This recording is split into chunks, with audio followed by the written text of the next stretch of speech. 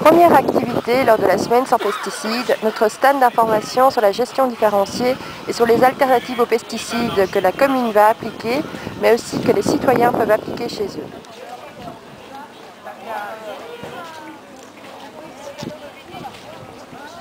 Des conseils sont donnés aux gens, ainsi que des graines de pré fleuris pour qu'ils puissent réaliser chez eux un pré fleuri qui sera accueillant pour la biodiversité.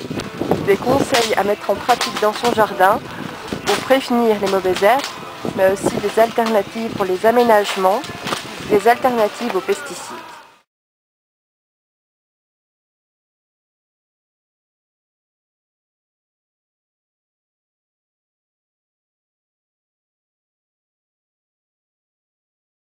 Justement à développer des projets pour essayer de sensibiliser le citoyen et de lui montrer qu'on peut faire un jardin sans pesticides.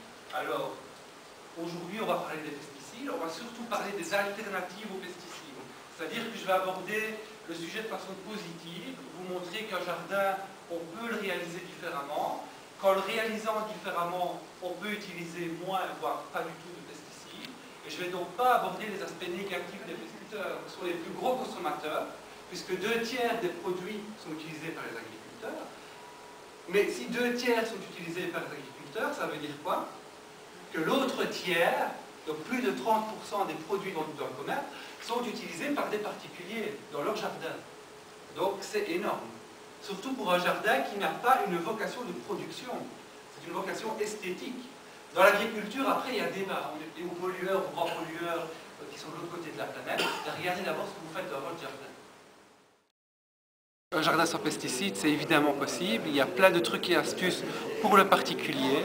Ça va, par exemple, des plantes indigènes, plus résistantes, mieux adaptées à nos climats. Ça va à l'utilisation de certains animaux, comme les coccinelles, pour lutter contre les pucerons. Et on trouvera plein de conseils, de trucs très pratiques sur le site du réseau-nature.be pour plein d'infos et de conseils pour le jardinier.